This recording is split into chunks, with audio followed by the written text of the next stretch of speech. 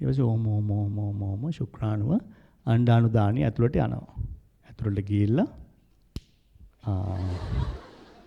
මොකක්ද උනේ? ඇහුණද සංසේචනයේ සද්දේ? බීජාණුශාකයේ තියෙන්නේ කොහෙද ළමයි? ඒක පසේ නෙමෙයි තියෙන්නේ. ඒක තියෙන්නේ ජන්මානුශාකයේ උඩ. කොහොමද එහෙම වෙන්නේ? දැන් මෙහෙම හිතන්නකෝ. මම තමයි ජායා ජන්මානුශාකය කියලා හිතන්නේ. මම කවුද? ජායා ජන්මානුශාකය. හරිද? ජායා ජන්මානුශාකයේ ඉහළින් තියනවා ඔන්න ඔහොම. ප්ලාස්කු වගේ හැඩැති ව්‍යුහ. ඉතින් දැන් මම කවුද? ජායා ජන්මානුශාකය. මේ මගේ උඩ මොනවද මේ තියෙන්නේ? මේ මොකක්ද මේ? මේ මොකද්ද? අණ්ඩානුදානියක් මේ තියෙන්නේ. මම ජායා ජන්මානුශාකයනේ. මේ අණ්ඩානුදානියක් මේ. අණ්ඩානුදානිය. ඔය අණ්ඩානුදානිය ඇතුලේ ඔය අණ්ඩානුදානිය ඇතුලේ තියෙනවා මොකද්ද? අණ්ඩයක්. right. මම කවුද? ජායා ජන්මානුශාකය. මේ මොකද්ද? අණ්ඩානුදානිය. මේ අණ්ඩානුදානිය ඇතුලේ තියෙනවා පේනවද ඔයාලට? මේ අණ්ඩානුදානිය ඇතුලේ මොකද්ද මේ තියෙන්නේ? අණ්ඩයක් තියෙන්නේ. ඔන්න අණ්ඩයක් තියෙන. එකයි තියෙන්නේ හරි. ඔය අතරතුර පුතා ශුක්‍රාණු ගන්න. දැන් මේ පුංජන්මානුශාකයෙන් ශුක්‍රාණුවක් නිදහස් කරනවා. එවන් ශුක්‍රාණු. ඔය එන්නේ මගේ නෝ දැන් පීන ඔය. මේ ඉන්නේ. ඔය එන්නේ. මෙයා ද්විකශිකාදර ශුක්‍රාණුවක්. හරිද? දැන් මෙයා පීනෝම ඇවිල්ලා දැන් මේනොට අපි ඔක්කොම ජලයෙන් යට වෙලා ඉන්නේ. හරිද? ෆුල් ජොලියේ වතුර යට ඉන්නේ මන් දැන් මේ. ඉතින් මෙයා වතුර දිගේ පීන එනවා. ඒකට අවශ්‍ය රසායනික ද්‍රව්‍ය මෙයා තමයි නිදහස් කරන්නේ. ඊට පස්සේ ඕම ශුක්‍රාණුව අණ්ඩානුදානිය ඇතුළට යනවා. ඇතුළට ගිහිල්ලා මොකක්ද උනේ? ඇහුණද සංසේචනයේ සද්දේ? සංසේචනයේ සිද්ධ වුණා.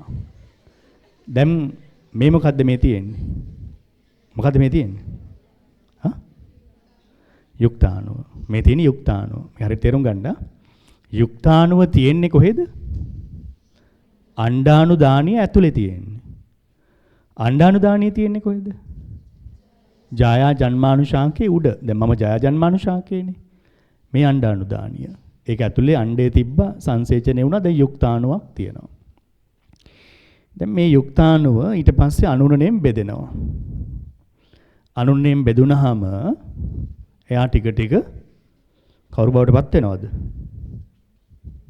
දැන් ඔන්න ටික එයා ලොකු වුණා. බහුසෛලිකයි. ඉස්සෙල්ලා තිබුණේ ඒකසෛලික යුක්තාණුවක්නේ. දැන් මේක බහුසෛලික මොකද්ද මේ? කලලයක්. මෙතනින් අතර වෙන්නෙත් නැහැ. මෙයා තවත් වර්ධනය වෙනවා.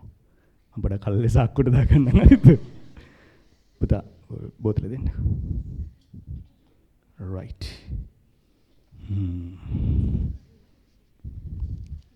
පේනවා මොකක්ද උනේ කියලා. දැන් මම කවුද?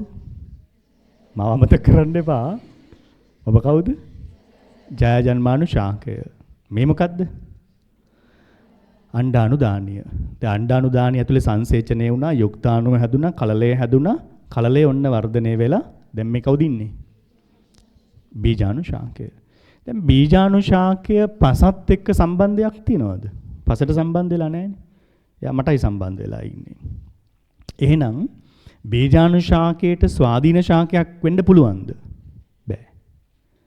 හැබැයි මේ බීජාණුශාකය ලපටි අවස්ථාවේදී ප්‍රභා සංශ්ලේෂකයි. ලපටි අවස්ථාවේදී ප්‍රභා සංශ්ලේෂී ශාකයක්. ප්‍රභා සංශ්ලේෂී වුණත් එයාට පූර්ණ ස්වාධීන ශාකයක් වෙන්න බෑනේ. ඇයි? ජලය khනිජ එයාට කොහොමත් සපේ ගන්න බෑනේ. ඒ ටික මන් දෙන්න ඕන. හරිද? ඒතර ජායජන්මානුශාකයෙන් තමයි එයා ජලය සහ khනිජ ඒ දේවල් උරාගන්නේ. උරාගෙන එයා ප්‍රභා සංශ්ලේෂණය කරනවා. ඒ තරුණ කාලෙදී, ලපටි කාලෙදී. හැබැයි ටික පරිණත වෙනකොට ඒ ප්‍රභා සංශ්ලේෂක පටකත් මේ යනවා. විනාශ වෙලා යනවා. ඒතර එයා ප්‍රභා සංශ්ලේෂී වෙන්නේ නැහැ. දැන් මෙයා සම්පූර්ණයෙන් පරාදීන ශාකයක් බවට පත් වෙනවා. ඒ කියන්නේ තනිකර කාබනික ආහාරම ජයජන්මානු ශාකයෙන් අවශෝෂණය කරගන්න ඕන. මේ බීජාණු ශාකයේ ඔය උඩ කෙළවරේ ඇති වෙනවා බීජාණු දානියක්. මේ තියෙන බීජාණු දානිය. ඒ බීජාණු දානිය ඇතුලේ මොනවද තියෙන්නේ?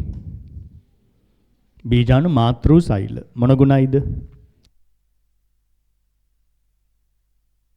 ද්විගුණයි.